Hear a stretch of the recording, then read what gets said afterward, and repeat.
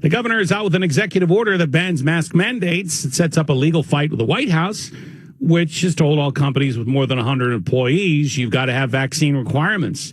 So what's a business to do? On today's Ask the Expert, we put that question to Paul Seegert with PCS Advisers. I think what we're going to see is that until it gets sorted out legally, they're going to get to pick and choose. I think employers will pick the one that they prefer and follow that one. And they will have some cover likely from the confusion that's going to be created here. What are they to do about the cost of testing?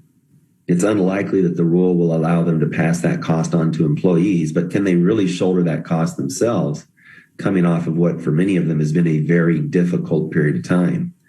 So I think maybe that was by design, maybe not. But some of these employers are telling us if they put in a mandate and they're responsible for the cost of testing, they may have to just simply put in a mandate and not make the testing an available option because of administration and cost and everything else that goes along with that.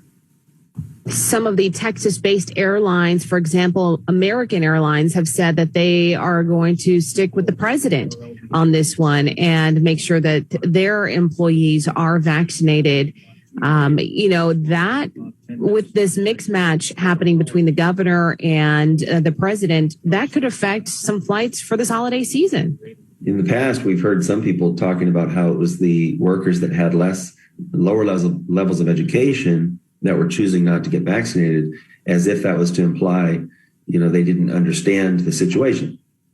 And yet we're seeing now that it's pilots, a very highly educated group of people that are saying, I don't want to get vaccinated.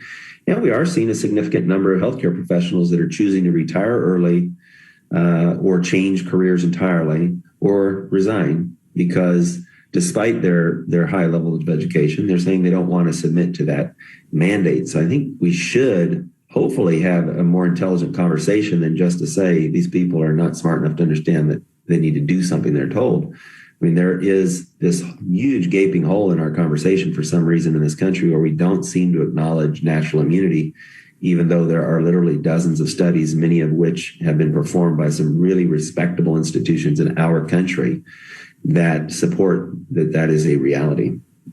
What about companies that will try to put in vaccine mandates that are even tougher than what the president wants? Yeah, there are some. For some, it's going to be because they can't afford the testing, so they're going to say vaccine or nothing.